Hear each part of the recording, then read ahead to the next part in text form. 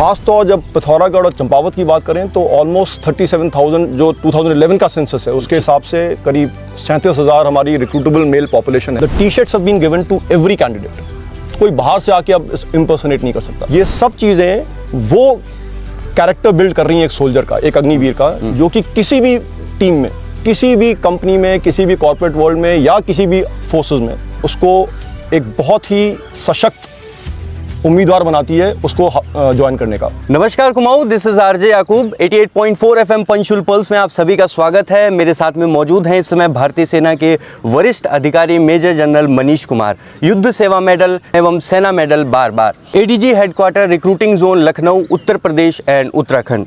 तो सर, सबसे पहले मैं आपका बहुत बहुत स्वागत करना चाहता हूँ। जैसा कि हम लोग जानते हैं, बनबसा में आयोजित यह रैली उत्तराखंड के युवाओं के लिए एक मेजर इवेंट होता है। तो जो युवा इस बार पार्टिसिपेट कर रहे हैं पिथौरागढ़ के और उसके साथ साथ में चंपावत ज़िले से आए हैं, उनके जोश के बारे में आप क्या कहना चाहेंगे? So thank you so much जी। And I think it's a beautiful platform for us to put forth our views on these rallies. और हमारा मानना ये है कि आपने देखा जो युवा आए हैं, इनका खुद का जोश, इनका जोश देखकर जो ऑलरेडी फौजी हैं जो यहाँ पे इस रैली को कंडक्ट करने में मदद दे रहे हैं, उनको भी ये बड़ा प्रोत्साहित करता है जी। Because nothing gives more pleasure to a soldier than to see kids, youth preparing to be part of them. So उस हिसाब से ये बहुत ही इनकरेजिंग साइन है। और आपने जिनकी बात करी इन दो डिस्ट्रिक्ट्स की, चंपावत और पिथौरागढ़, तो आई मस्ट से कि अगर हम यूपी ZRO की बात करें, यूपी और उत्तराखंड, तो largest RMP, the recruitable male population जो है वो लार्जेस्ट इसी जोन की है। और ख़ास तौर जब पिथौरागढ़ और चंपावत की बात करें तो ऑलमोस्ट 37,000 जो 2011 का सेंसस है उसके हिसाब से करीब 37,000 हमारी रिक्रूटेबल मेल पॉपुलेशन है, जिसमें से लगभग 9,000 विच almost constitutes 25% is what had registered। उसमें से लगभग 50% had cleared the common entrance exam, जिनको कि यहाँ पर बुलाया गया है रैली के लिए शिरकत के लिए। So it's a good sign, it's encouraging। But हम बोलते हैं ना, ये दिल मांगे मोर। We would आपके माध्यम से हम बोलना चाहेंगे कि हमारे यूथ को कि और बढ़ चढ़कर इन रैलीज में हिस्सा लें। पारदर्शिता को लेकर एक सवाल करना चाहूँगा। बहुत सारा जो कैंडिडेट्स आते हैं, जो यूथ है, उनमें पारदर्शिता को लेकर एक कंसर्न रहता है, चिंता रहती है। तो सर, भारतीय सेना ने इस बार क्या क्या नए कदम उठाए हैं? पारदर्शिता हमारे लिए भी बहुत ही इम्पोर्टेंट है जी। जैसे मैंने कहा थोड़ी देर पहले कि इस प्रोसेस को लेकर लोगों में कितना कॉन्फिडेंस है वो बताएगा कि हम कितने ट्रांसपेरेंट हैं। कोई भी कैंडिडेट आता है इतनी मेहनत के बाद, मशक्क़त के बाद, तो उसको ये यकीन होना चाहिए कि एटलीस्ट इस पूरे प्रोसेस में कोई घपला नहीं। तो मैं ये कहूँगा कि to ensure transparency, both technological and physical measures are in place and they continue to be upgraded.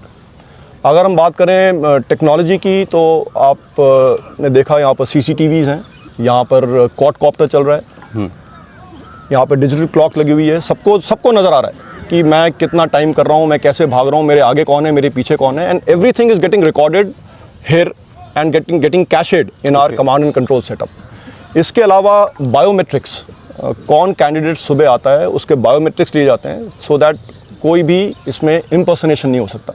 ये तो कुछ बात हो गई टेक्नोलॉजिकल मेजर्स की। Though we are moving ahead towards also probably in some time we'll have the RFID with the candidates. So when they are running, everything is getting clocked. We are some distance away from that, but वो भी एक process है जो कि हम कोशिश कर रहे हैं कि इसको भी शामिल किया जाए हमारे पूरी प्रक्रिया में। फिजिकल मेजर्स की बात करें तो मेरे ख्याल से सबसे बड़ी ट्रांसपेरेंसी है ये कैंडिडेट्स themselves। क्योंकि मैं और आप अगर इकट्ठे भाग रहे हैं तो आप मेरे आगे हो तो आपको पता रहेगा कि भाई आप हमेशा मेरे आगे थे, वो एक ट्रांसपेरेंसी है। जैसे मैंने थोड़ी देर पहले कहा कि आप मीडिया वालों साथियों का भी ये बहुत बड़ा रोल है इस पूरे प्रक्रिया को ट्रांसपेरेंट बनाने में। इसके अलावा हमने कुछ चीज़ें और इनिशिएट करी हैं इस बार, where in the T shirts have been given to every candidate. कोई बाहर से आके अब इम्पर्सनेट नहीं कर सकता। जो कैंडिडेट जिस इंक्लोजर में आया है उसमें उसको एक बैंड दिया गया है जिसके ऊपर उसके सारे डिटेल्स इस पूरी प्रक्रिया के दौरान जहाँ जहाँ पे वो जा रहा है, चाहे वो अपना PMT पे जा रहा है, PFT में जा रहा है, वो सब चीज़ें उसमें एंडोर्स होती रहेंगी। And this is an unbreakable band that we are giving them. इसके अलावा हर एनक्लोजर में यहीं पर from the first step onwards, जब एक set of candidates have gone into a particular enclosure, वहाँ पर उनकी फ़ोटोग्राफ खिंच जाती है, ताकि अगर मैं एनक्लोजर 4 में हूँ तो कल मैं ये क्लेम नहीं कर सकता कि मैं तो एनक्लोजर 1 में था, क्योंकि आप और मैं दोनों 4 में रहे होंगे। उस फोटोग्राफ में ये चीज़ कैप्चर हो गई है कि भाई देखिए आप जब आए थे ये आपका टाइम था और आप उस एनक्लोजर में लगे हुए थे। So these are some steps that we have taken to ensure that transparency. Sir, हमने प्रक्रिया की बात करी, अब मैं आपसे पूछना चाहूँगा कुमाऊँ और गढ़वाल में जो भर्ती प्रक्रिया है वो लगभग समापन की ओर है इस बरस, तो जो युवा पहले से तैयारी कर रहे थे या जो अभी नए आए हैं जो इस बार असफल हो गए, उनके बारे में आप क्या कहना चाहेंगे? क्या नया चक्कर जल्दी शुरू होने वाला है? या इससे पहले मैं आपको ये बताऊं, मैं एक चीज़ आप लोगों के माध्यम से दोबारा बोलना चाहता हूं, to put these rallies in context.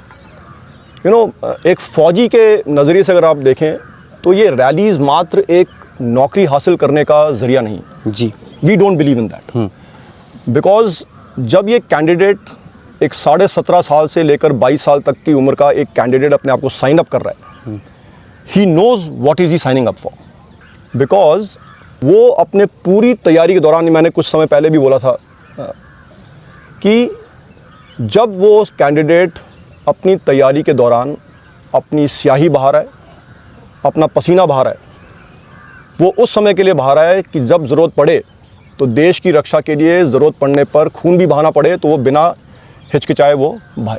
जी, तो it's a profound sentiment, so we regard that sentiment.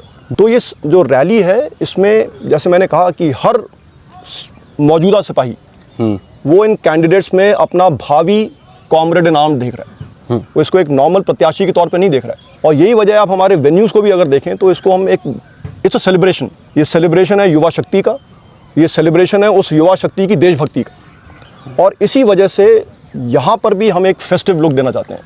आप देखेंगे तिरंगा यहाँ पर है, यहाँ पर झंडे, रंग बिरंगे झंडे लगे हुए हैं, इनक्लोजर्स को बहुत खूबसूरती से लगाया हुआ है, ये सब भी ट्रांसपेरेंसी की ओर भी कदम है। Now coming to that question of yours, तो हम लोग अपने रैलीज़ के दौरान भी अपने जो कैंडिडेट्स आ रहे हैं इनको बता रहे हैं, और आपके माध्यम से मैं I will reach out to all the youth who are aspiring to be part of the armed forces कि 2027 का रिक्रूटमेंट का registration process is already began. वो 13 फरवरी से 1 अप्रैल तक ये विंडो ओपन है जॉइन इन इंडियन आर्मी के वेबसाइट पर। मैं सभी युवाओं से ये अपील करूँगा कि आप बढ़ चढ़ कर इसमें हिस्सा लें, रजिस्ट्रेशन करें। सर, जैसा कि हम लोग जानते हैं अग्निवीर होना एक अनुशासन है, तो एक जिम्मेदार नागरिक के तौर पर यह ट्रेनिंग एक जो युवा है उसको कैसे बेहतर बना सकती है जो अग्निवीर है? So Agniveer is a soldier of the country. वो 4 साल इस देश की सेवा में वर्दी पहनकर दुर्गम इलाकों में, चाहे वो पीस एरियाज़ हों, चाहे वो फील्ड एरियाज़ हों, चाहे वो हाई ऑल्टीट्यूड हों, चाहे वो सुपर हाई ऑल्टीट्यूड हों, चाहे वो डेजर्ट्स हों, चाहे वो जंगल वॉरफेयर हो, चाहे वो CICT counter insurgency, counter terrorist operations हों, इन 4 साल में इस तरह का तजुर्बा लेकर वो बाहर निकल रहा है, पहली बात। और उनमें से भी 25% तो ऐसे ही एब्जॉर्ब हो जाएंगे। तो ये 4 साल उसका खुद का तजुर्बा, और जिन लोगों के साथ उसने काम किया उनके तजुर्बे का निचोड़ ये साथी बाहर निकलेगा।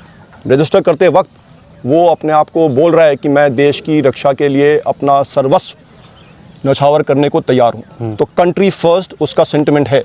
कॉमरादरी जो आर्म्ड फोर्सेस में कूट कूट कर भरी है, अपनी team spirit, esprit the core, वो लड़का समझकर उसको निभाकर उसको जीकर 4 साल बाद बाहर निकल रहा है। जी, उसको पता है कि कॉम्पिटेंस क्या है, और उसकी कॉम्पिटेंस इन 4 सालों में, चाहे वो वेपन हैंडलिंग हो, चाहे वो ड्रिल हो, चाहे वो डिसिप्लिन हो, चाहे वो नर्सिंग ट्रेनिंग हो, चाहे वो ड्राइविंग की ट्रेनिंग हो, चाहे वो मैकेनिकल ट्रेनिंग हो, बहुत सारे डाइवर्स फील्ड्स में वो ट्रेनिंग पाकर बाहर निकल रहा है।